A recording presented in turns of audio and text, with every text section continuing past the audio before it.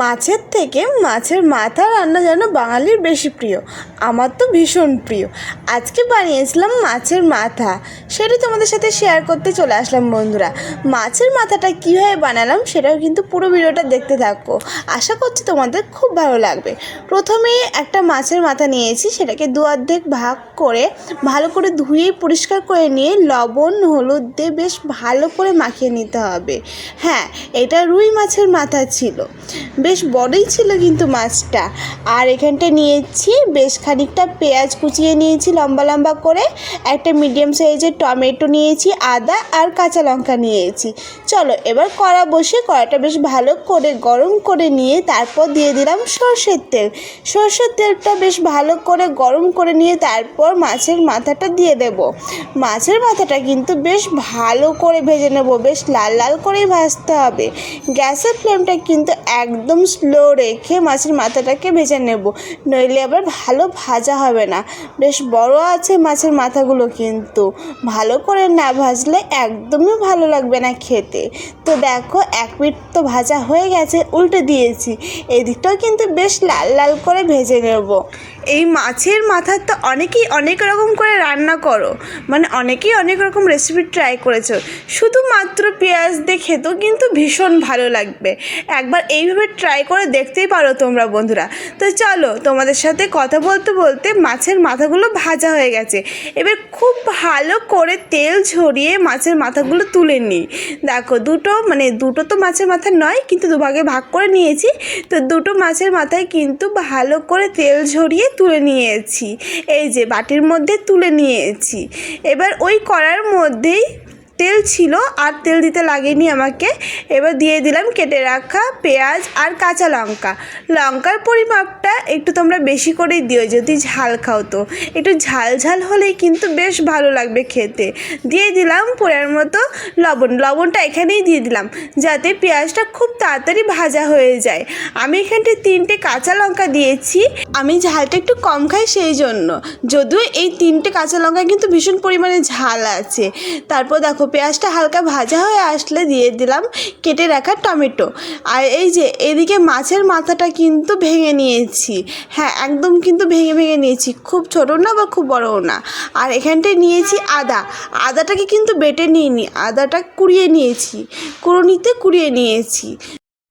এদিকে পেঁয়াজ টমেটো ভাজা হয়ে গেছে, এবার এর মধ্যে দিয়ে দেব আদা। কুড়িয়ে রাখা আদাটাকে দিয়ে এবার পেঁয়াজ আর টমেটোর সাথে বেশ ভালো করে ভাজা করে নেব। আদাটা ভাজা হোক, ততক্ষণ গুঁড়ো মশলাগুলো মিক্স করে নিই। রোজের যে মশলা দিই সেই মশলাগুলোই দিয়ে দিচ্ছি। ধনে গুঁড়ো, কাশ্মীরি লঙ্কার গুঁড়ো, একটুখানি মিট মশলা, আর দিয়ে দিচ্ছি হলুদ গুঁড়ো। সামান্য পরিমাণে জল দিয়ে বেশ ভালো করে মিক্স করে নিতে হবে। তো চলো মিক্স করে নিয়েছি। আর এই যে এদিকে কিন্তু পেঁয়াজ টমেটো আদা একদম খুব ভালো করে ভাজা হয়ে গেছে। এবার দিয়ে দিলাম মিক্স করে রাখা মশলাটা।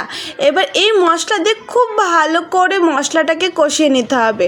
গ্যাসের ফ্লেমটা আমি লো রেখে কিন্তু মশলাটাকে কষিয়ে নেব, ঠিক যতক্ষণ না তেলটা ছেড়ে আসছে। তেল ছাড়া পর্যন্ত কিন্তু কষিয়ে নিতে হবে। তো দেখো তেল ছেড়ে দিচ্ছে প্রায়। এবার আমি দিয়ে দিলাম ভেঙে রাখা মাছের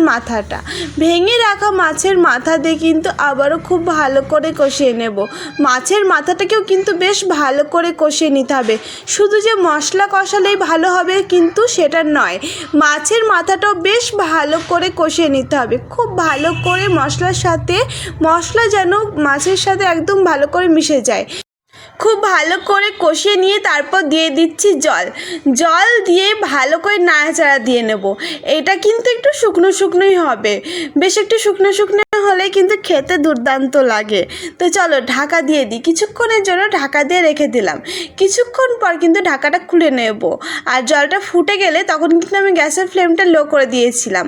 তো দেখো ফুটে গেছে, আমি কিন্তু ঢাকাটা খুলেও নিয়েছি। আর এখন একটু ঝোল বেশি আছে, এইভাবে তো নামাবো না, আর একটুখানি শুকিয়ে নেব, তাই কিছুক্ষণ কিন্তু নাড়াচাড়া দিয়ে নেব। আর কালারটা দেখো কত সুন্দর এসেছে, ওপরে কিন্তু তেলটা ভেসে উঠেছে। এবার কিন্তু একদম কমপ্লিট কমপ্লিট হয়ে গেছে এই মাছের মাথার রেসিপি। তো আবারও খুব ভালো করে নাড়াচাড়া দিয়ে নিলেই কিন্তু একদম কমপ্লিট হয়ে যাবে আমাদের এই মাছের মাথার রেসিপিটা। মাছের মাথার সাথে গরম গরম ভাত হলে কিন্তু আর কিচ্ছু চাই না, গরম ভাতের সাথে একদম জমে যাবে। এক থালা ভাত একেবারে নিমেষেই ফিনিশ হয়ে যাবে, আর মুখ থেকে ছাড়বে না কিন্তু বন্ধুরা, কথা দিলাম তোমাদেরকে। একবার ট্রাই করে দেখো, শুধুমাত্র পেঁয়াজ আর লঙ্কা দিয়ে। ঝালটা একটু নিজেদের মতো করে বাড়িয়ে নিও। তো আজকের ভিডিওটা তোমাদের কেমন লেগেছে বন্ধুরা? যদি ভালো লেগে থাকে তাহলে কিন্তু একটা লাইক কমেন্ট শেয়ার করতে ভুলো না। তোমাদের সুন্দর সুন্দর কমেন্ট কিন্তু আমাকে আরও উৎসাহ করে নতুন নতুন ভিডিও নিয়ে আসার জন্য। আর যদি এরকম ঘরোয়া রেসিপি পেতে চাও তাহলে কিন্তু আমার চ্যানেলটাকে সাবস্ক্রাইব করতে ভুলো না বন্ধুরা। আজকের মতো ভিডিওটা এই পর্যন্তই। সবাইকে অসংখ্য ধন্যবাদ এতক্ষণ ধরে আমার ভিডিওটা দেখার জন্য। সবাই খুব ভালো থেকো, সুস্থ থেকো। আবারও দেখাচ্ছে অন্য কোনো ভিডিওতে। ততক্ষণের জন্য ওকে বাই, টাটা বন্ধুরা।